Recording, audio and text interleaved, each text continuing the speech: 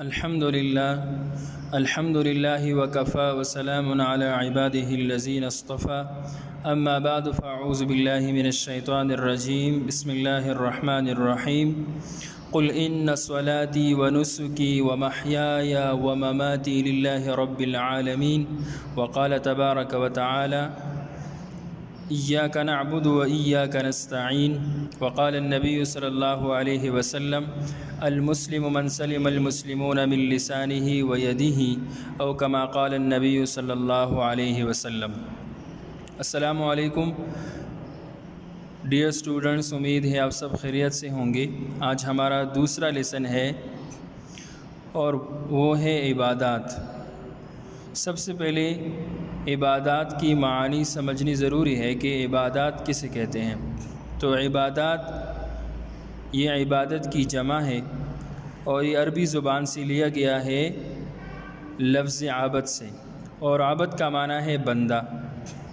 تو گویا کہ عبادات سے مراد یہ ہے کہ بندہ اللہ تعالی کی اطاعت، فرمان برداری اور تابعداری کرے، اسے عبادت کہتے ہیں۔ عبادت کے اصطلاحی معنی یہ ہے کہ انسان اپنی بالادستی اور برتری کو چھوڑ کر اللہ تعالیٰ کے سامنے اپنے عاجزی اور انکساری کا اظہار کرے، اس کو عبادت کہتے ہیں۔ یہ دوبارہ سن لیں، انسان اپنی بالادستی، برتری، خود مختاری، ان ساری چیزوں کو چھوڑ کر اپنے رب کے سامنے عاجزی، انکساری، بے بسی کا اظہار کرے، اس کو عبادت کہتے ہیں۔ اسلام میں عبادت کا مفہوم بہت وسیع ہے، لیکن اس سے مراد یہ ہے کہ بندہ اپنے اللہ تعالیٰ کو الہ یعنی معبود، پروردگار مان کر اس کی عبادت کرے، اس کی اطاعت کرے، اور جب انسان کو کوئی تکلیف، مصیبت پہنچ جائے تو وہ اسی وقت فوراً اللہ تعالیٰ کی طرف متوجہ ہو جائے اور ساتھ ہی اللہ تعالیٰ سے مدد مانگے، اس کو عبادت کہتے ہیں۔ اور اس کے ساتھ ساتھ بندے کے اوپر جو اللہ تعالیٰ کی طرف سے انعامات اور احسانات ہے، جس کی طرف قرآن پاک میں اشارہ کیا گیا ہے، وَإِن تَعُدُّوا نِعْمَةَ اللَّهِ لَا تُحْصُوهَا، اگر تم میری نعمتوں کو شمار کرنا چاہو، گننا چاہو، تم اس کو نہیں گن سکتے۔ اور واقعی اللہ تعالیٰ کے اپنے بندوں پر بے شمار انعامات اور احسانات ہیں۔ تو جب انسان کو تکلیف، مصیبت پہنچ جائے تو اللہ تعالیٰ کی نعمتوں کو، مہربانیوں کو اپنے سامنے رکھے، اس کا اعتراف کرے اور دل و جان سے، شوق و محبت سے اللہ تعالیٰ کی عبادت کرے۔ لیکن اس کے لیے شرط یہ ہے کہ عبادت اپنی مرضی سے نہیں ہوگی، بلکہ اس کے لیے نبی کریم صلی اللہ علیہ وسلم کے بتائے ہوئے طریقوں کے مطابق کرنا یہ ضروری ہے، اور اس کو اسوہ حسنہ یا سنت رسول صلی اللہ علیہ وسلم کہا جاتا ہے۔ تو عبادات جتنی بھی ہے، خواہ وہ نماز کی صورت میں، روزہ، زکوٰۃ ہے، حج ہے، ان ساری عبادات میں سے نبی کریم صلی اللہ علیہ وسلم کے بتائے ہوئے طریقوں کے مطابق کرنا یہ لازمی اور ضروری امر ہے۔ اگر کوئی عبادت کرنا چاہے اور اپنی مرضی سے کرے تو وہ عبادت شمار نہیں ہوگی، اور بجائے اس کی کہ اس کو ثواب ملے، اس کا الٹا اس کو عذاب دیا جائے گا اور اس کی پکڑ ہوگی۔ اس کی مثال یوں سمجھے کہ فجر کی نماز میں 2 رکعت سنتیں ہیں اور 2 فرض ہے۔ اب اگر کوئی کہے کہ میں 2 سنتوں کی بجائے 4 سنتیں پڑھ لوں گا، کیونکہ ویسے بھی زیادہ پڑھنے سے ثواب زیادہ ملتا ہے، تو اس غرض سے اگر پڑھے گا، اگرچہ اس نے اچھا کام کیا اپنے دل و دماغ کے اعتبار سے، لیکن سنت سے ہٹ کر کیا تو یہ اللہ کے تعالیٰ کے ہاں یہ عمل جو ہے یہ مذموم عمل ہے، یہ ممدوح عمل نہیں ہے، اس پر اس کو عذاب دیا جائے گا اور اس سے پوچھ گچھ کی جائے گی کہ آپ نے 2 سنتوں کی بجائے 4 کیوں پڑھی، جب میرے حبیب صلی اللہ علیہ وسلم نے بتایا تھا کہ فجر میں 2 رکعت سنت مؤکدہ ہے تو اس کی بجائے 4 رکعت پڑھنے کی ضرورت نہیں تھی، آپ نے کیوں پڑھی؟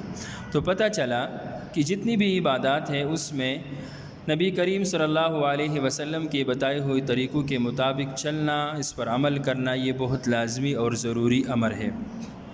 یہ بک کی طرف تھوڑا سا دیکھ لیں۔ عبادت عربی زبان کے لفظ عبد سے نکلا ہے، جس کے معنی بندگی، اطاعت اور تعمیل حکم کی ہے۔ تعمیل حکم کا معنی حکم بجا لانا، جبکہ اصطلاح میں کسی کی بالادستی برتری کو تسلیم کر کے اس کے مقابلے میں اپنی آزادی و خود مختاری سے دستبردار ہونے، دستبردار کا معنی ہے چھوڑنا، ترک کرنا، سرتابی مزاحمت کو چھوڑ کر اس کے سامنے اپنے عاجزی اور انکساری کے اظہار کرنے کو عبادت کہتے ہیں۔ پہلے پیراگراف میں چند الفاظ ایسے ہیں جو بہت مشکل ہے، تو اس کی معانی آپ کو بتائی جا رہی ہے، یہ آپ دیکھ لیں۔ سبق عبادات، مشکل الفاظ اور اس کے معانی۔ پہلا لفظ ہے اطاعت۔ تو اطاعت کا معنی ہے پیروی کرنا، کسی کی بات ماننا، اطاعت کرنا۔ تعمیل حکم، تعمیل کا معنی ہے بجا لانا اور حکم کا معنی ہے کوئی بات، تو تعمیل حکم کا معنی ہوا حکم بجا لانا، یعنی اس کو ماننا۔ نمبر 3، تسلیم کرنا، کسی بات کو قبول کرنا۔ دستبردار، دستبردار کا معنی ہے چھوڑنا، ترک کرنا۔ نمبر 5 ہے مزاحمت۔ تو مزاحمت کا معنی ہے رکاوٹ، کسی کام میں رکاوٹ، اس کو مزاحمت کہتے ہیں۔ سرتابی، اس کی معنی ہے سرکشی اختیار کرنا، بات نہ ماننا، بغاوت اختیار کرنا۔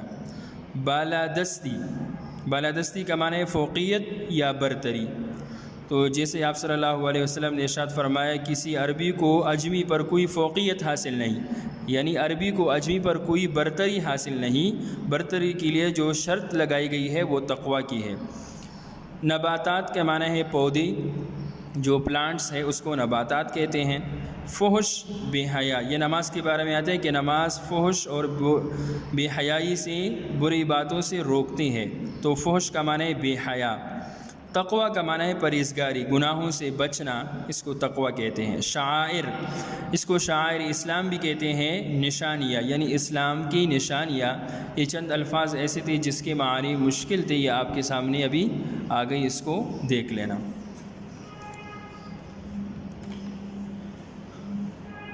تو اچھا، اس پیراگراف میں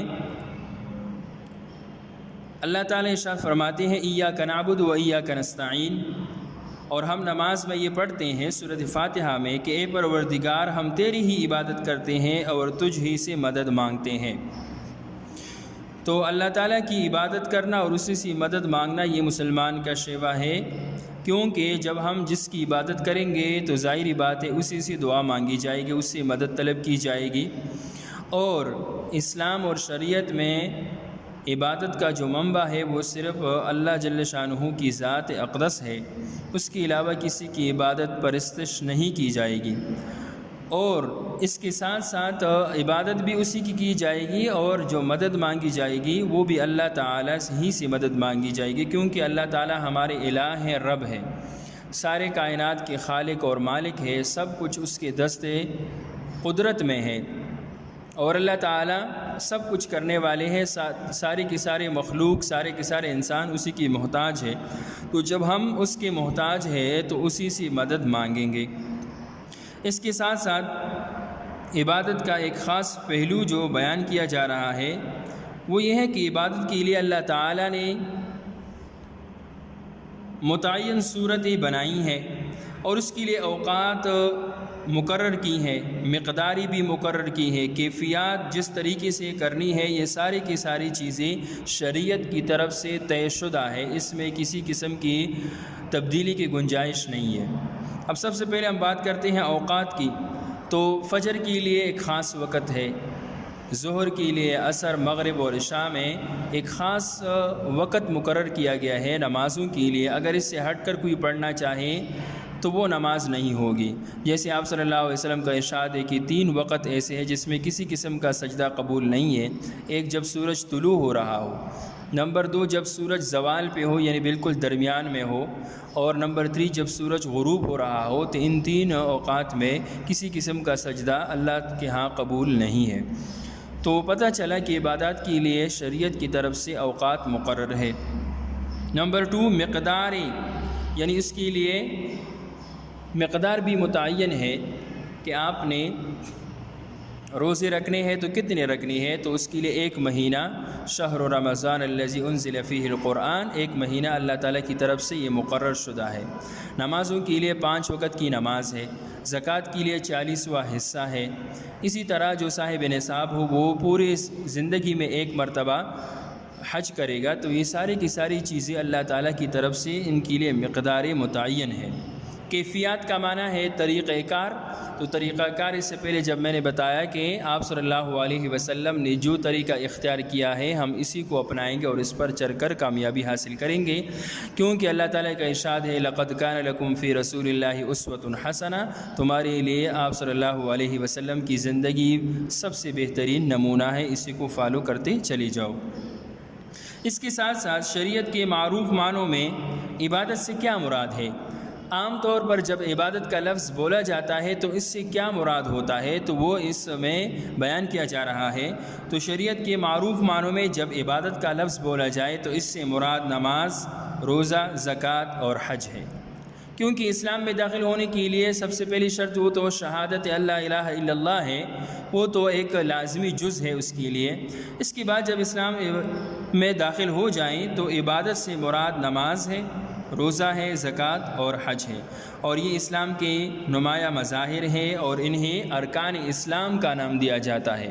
دوسرے الفاظ میں اگر ہم یہ کہیں کہ ارکان اسلام کون کون سے ہیں، تو کلمہ طیبہ، نماز، روزہ، زکوٰۃ اور حج، یہ 5 احکامات یہ ارکان اسلام کے نام سے یاد کی جاتے ہیں۔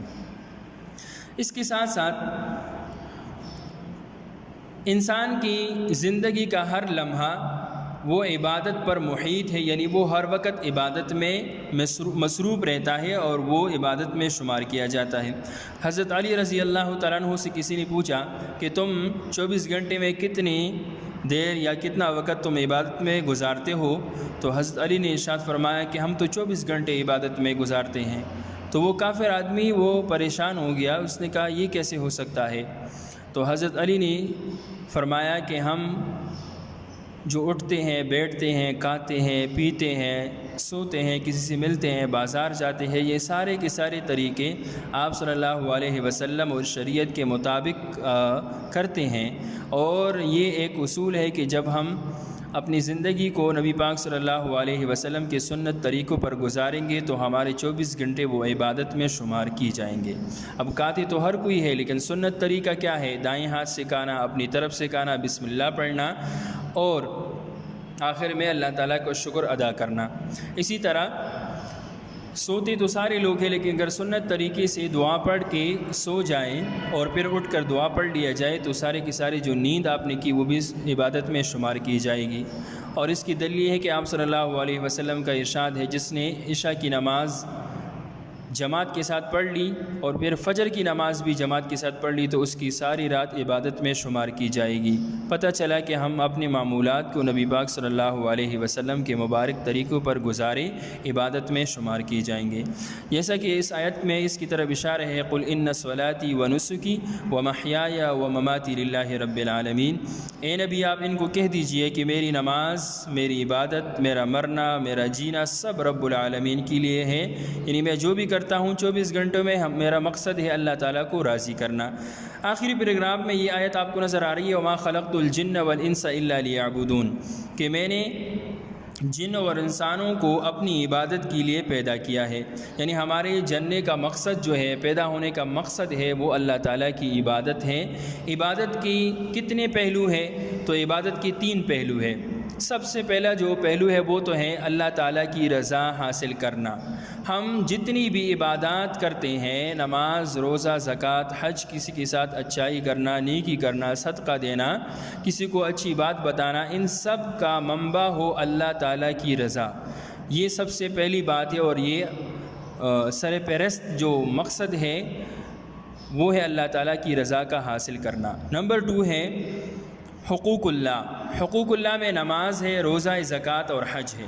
اب نماز کا مقصد کیا ہے؟ تو نماز کا مقصد ہے انسان فحش، بے حیائی اور برے کاموں سے رک جائے، اور قرآن نے اس کی طرف اشارہ کیا ان الصلاۃ تنہی عن الفحشاء والمنکر، کہ نماز کی خاصیت یہ ہے کہ یہ انسان کو فحش، بے حیائی، برے کاموں سے روکتی ہے۔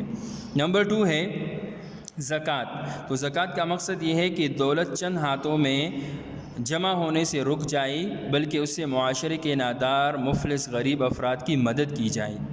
نمبر 3 ہے روزہ، تو روزے کا مقصد قرآن نے خود بیان کیا، یا ایھا الذین آمنوا کتب علیکم الصیام کما کتب علی الذین من قبلکم لعلکم تتقون، تاکہ تم تقویدار پرہیزگار بن جاؤ۔ روزے کا مقصد یہ ہے کہ انسان گناہوں کو چھوڑ کر اللہ تعالیٰ کی طرف متوجہ ہو جائے، اور اسے تقوی کا نام دیا جاتا ہے۔ آخری ہے حج، تو حج کا مقصد یہ ہے کہ اللہ تعالیٰ کی رضا اور محبت کی خاطر اپنی جان، مال، سب کچھ قربان کر لیا جائے، اور مخصوص ایام میں بیت اللہ کا طواف، اسی طرح عرفات کے میدان میں جانا، مزدلفہ جانا، طواف زیارت کرنا، شیاطین کو مارنا، اور آخر میں طواف کر کے واپس آنا۔ یہ سارے کے سارے جو اعمال ہے، یہ حج ہم کیوں ادا کرتے ہیں؟ مال بھی خرچ کرتے ہیں، جان بھی خرچ کرتے ہیں، مقصد یہ ہے کہ اللہ کی رضا اور خوشنودی حاصل ہو جائے۔ یہ تو عبادت کا دوسرا پہلو تھا جس کو ہم حقوق اللہ سے تعبیر کرتے تھے۔ تیسرا پہلو ہے حقوق العباد، تو حقوق العباد سے مراد یہ ہے کہ ایک بندے کا دوسرے بندے پر جو حقوق ہے، یا ہمارے متعلق جو حیوانات، نباتات ہیں، ان کے ساتھ بھی ہم اچھا رویہ اختیار کریں، اور اس کو آپ صلی اللہ علیہ وسلم نے اس حدیث میں جمع کیا ہے، المسلم من سلم المسلمون من لسانہ و یدہ، کہ کامل مسلمان، مومن وہ ہے جس کے ہاتھ، پاؤں اور زبان سے دوسرا مسلمان محفوظ رہے، کہ ہمارے ہاتھ پاؤں سے کسی مسلمان کو کسی قسم کی بھی تکلیف، اذیت نہ پہنچے، بلکہ اس کو ہم محفوظ رکھے، سلامتی والا بنائیں، اور اس کی زبان پر ذکر خیر ہو ہمارے بارے میں۔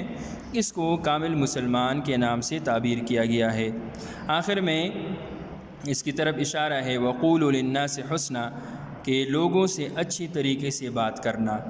اب ہمیں کیا کرنا چاہیے؟ تو ہمیں چاہیے کہ ہم اسلام کے صحیح اصولوں کے مطابق قرآن و سنت پر عمل کرتے ہوئے، اب دو باتیں یہاں پر ہیں، قرآن پر عمل کرنا اور سنت پر عمل کرنا۔ قرآن میں جو اللہ تعالیٰ کے احکامات ہیں اس کو سامنے رکھ کر، سنت سے مراد یہ ہے کہ آپ صلی اللہ علیہ وسلم کی طریقوں کے مطابق زندگی گزاریں، اور اللہ تعالیٰ اور اس کے رسول صلی اللہ علیہ وسلم کی اطاعت، فرمان برداری، پیروی کریں، تاکہ دنیا اور آخرت میں ہم کامیاب و کامران ہو سکیں۔ وما علینا الا البلاغ۔